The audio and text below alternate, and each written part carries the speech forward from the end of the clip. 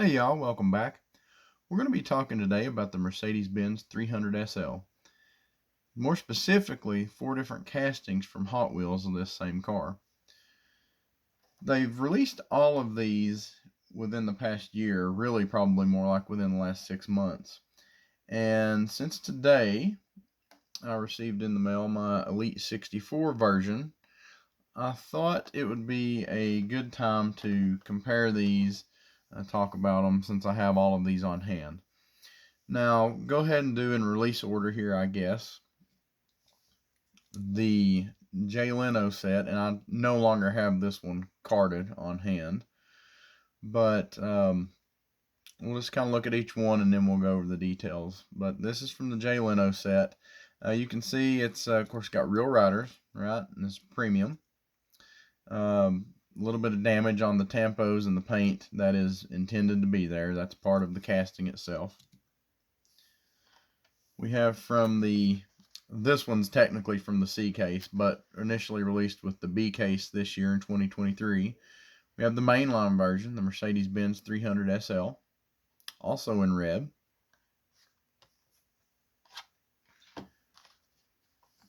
Actually just found this on the pegs this week. It's also the Mercedes-Benz 300 SL, surprise! And this is the Super Treasure Hunt version. Of course, also with the real riders. Spectra Flame paint. And I'm going to go ahead and pop this out of the card keeper. But ordered from the Mattel Creations website. I can't remember what the release date was for this right off the top of my head. It wasn't too long ago. But just received this in the mail today. And this is the Elite 64 version. And I believe this is a gunmetal gray. To be honest with you, just while we're looking at this one, it shows up gray on the camera. In person, mine looks just a little bit more blue than I thought it was going to.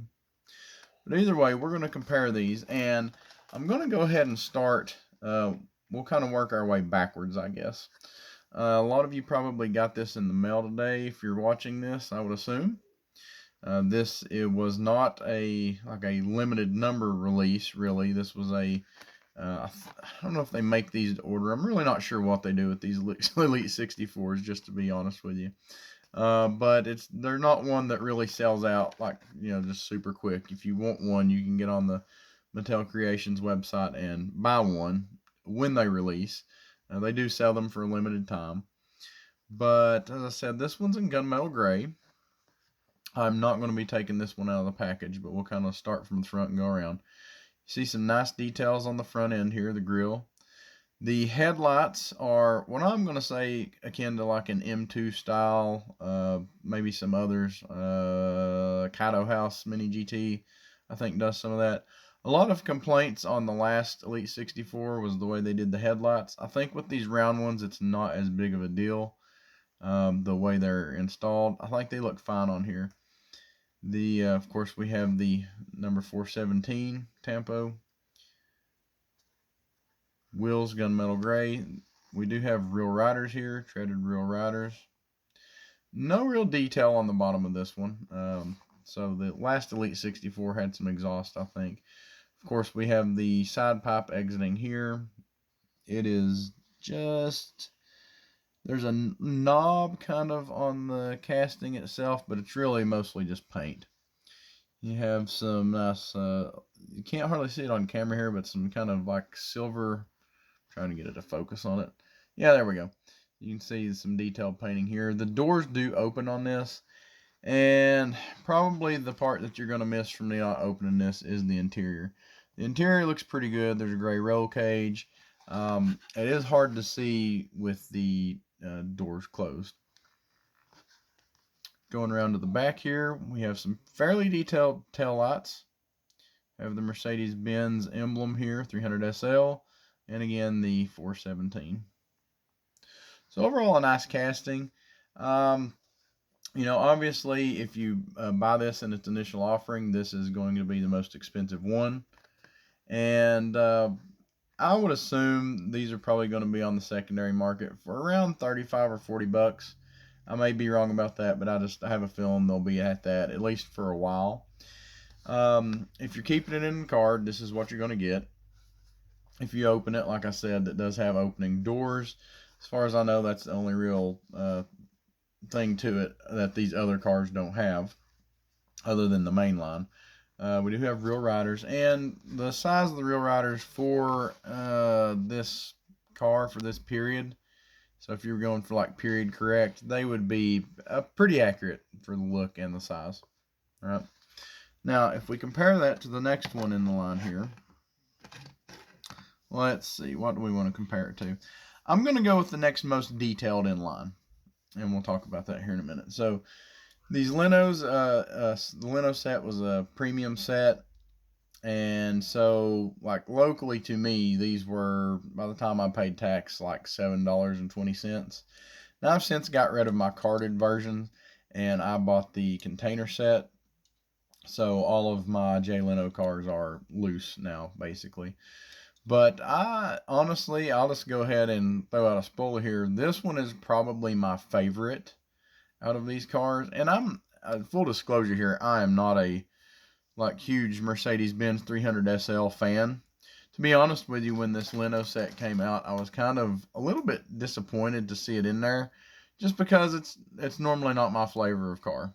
I mean, just straight out honest. I understand that there's a lot of people that are fans of this, and I can see why they like it. It's just not normally my forte, whatever. Normally not what I would go for.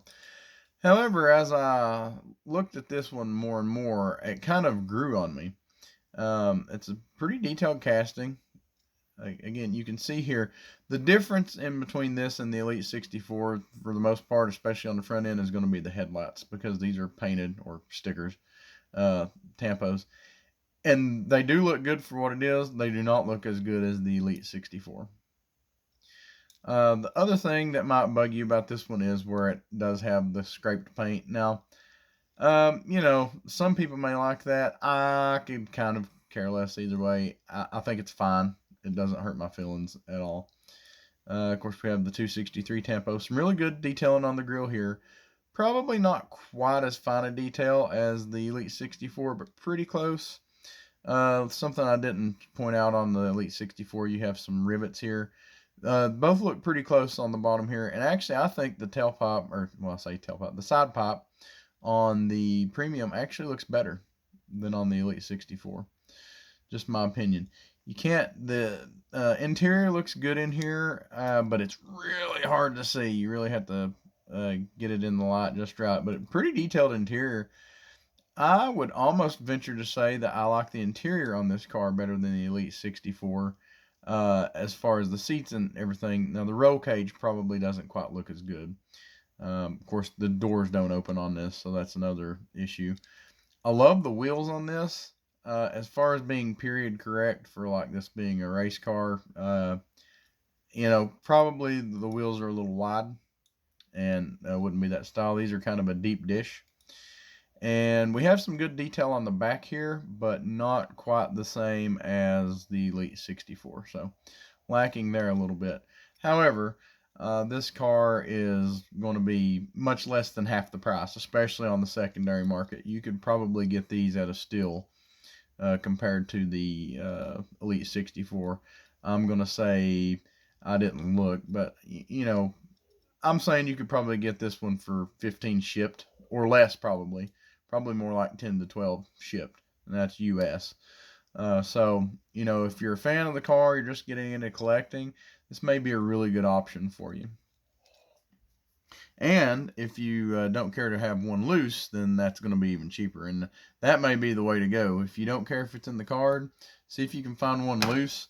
And, that'll really knock the price down for you. Now, moving on. Here's the Super Treasure Hunt version. Now, in stores, this is good if you can find it, because it's the mainline price. I paid, I think, $1.18 plus tax for this. So, a really good deal. Less than, obviously, either of the other two. However, if you're really wanting a good model of this car, the details are a little lacking compared to the others. Now, the Spectre Flame, I think, does look good on this, the paint. I'll be honest with you. Normally, between Spectraflame and like a premium, I almost always prefer the paint and the tampos, the details on a premium. I just do. To each their own. There is something about Spectraflame, but I just like the regular paint better. So now, obviously, the details aren't quite there on the Super Treasure Hunt. They are good for a mainline, but not close to the premium. The wheels are real riders. They kind of went with a steely looking wheel on here. And I don't know why the camera's having such a hard time focusing. But they kind of went with a steely looking wheel on here. I kind of think they probably could have done something a little different to make this pop off. But it is what it is. Interior on these is okay. It's okay for what it is. Again, kind of hard. The way the cockpits are made on these cars, it's hard to see inside of them. So that is the good thing about having the gull wings that open on the Elite 64. If you like to look at the interior. Of course, no taillights or anything on the back. We do have the Mercedes emblem back here. No detail on the bottom. Another big difference, they've kind of done a little bit of rivety work here, but again, nothing like the premium. And you kind of have your side pipe coming here. So, not bad. If you're really looking for, like I said, a version of this car to like display, to look at, obviously if you're a super fan, you're going to want all these. But if you're just kind of looking for one, you think it's a neat piece, overall value so far, overall value so far I think goes with the Leno set premium. And the problem is, now if you can find this one in the wild, it's a great value.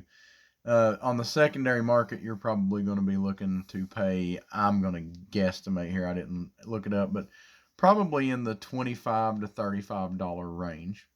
So, price point on the secondary market's really, going to hurt something like this. So, again, now if you just collect Super Treasure Hunts or mainlines, then that's what you want to go for. But if you're looking for a good value for this casting, this is still it. Detail per dollar, it's going to be hard to beat that. Now, if you just like it and you don't care, you just like the car, but you want an example, these mainlines right now are fairly readily available. This does not seem to be a super popular casting. And these are available currently in the 2023 B case and C case. And, for what it is, it's a nice representation, right? Decent looking wheels, I think. Okay details for the car, obviously. It's almost as detailed as the Super Treasure Hunt, right?